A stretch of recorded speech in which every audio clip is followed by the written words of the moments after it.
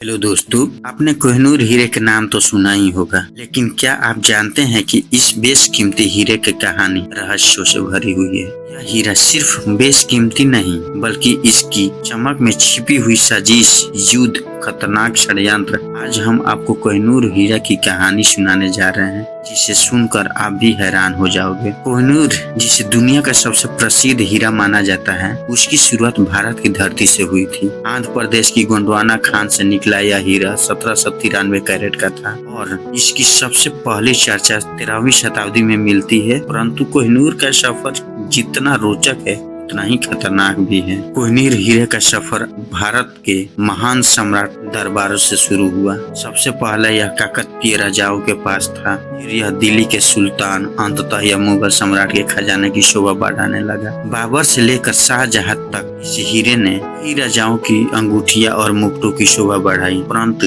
इस बेशकीमती रत्न के साथ जुड़ी हुई एक रहस्यमय कहानी। कोहिनूर पर एक सांप लगा हुआ था। शाहजहां, जो ताजमहल के निर्माता हैं, कोहिनूर को ताजमहल के में सजाने की योजना बनाई थी, लेकिन फिर कुछ ऐसा हुआ जिसने इस हीरे को एक श्रापित रत्न के रूप में प्रसिद्ध कर दिया। कहते हैं कि जो भी व्यक्ति इस हीरे को अपने पास रखा, उसे अपार दुख और तबाही का सामना करना पड़ा है। 1739 ईस्वी में फारस के शासक नादिर शाह ने दिल्ली पर हमला किया और कोहिनूर हीरे को अपने कब्जे में ले लिया। कहा जाता है कि जब नादिर शाह ने इस हीरे को पहली झलक देखी तो उसने कोहिनूर यानी रोशनी का पर्वत नाम दे दिया। लेकिन जल्द ही नादिर शाह की मृत्यु हो गई और हीरे का सफर फिर से चालू रहा, साजिश घिरा रहा। कुछ वर्षों बाद कोहिनूर पंजाब के महाराजा रणजीत सिंह के पास आया। उन्होंने इसे अपने सिंहासन का हिस्सा बनाया, लेकिन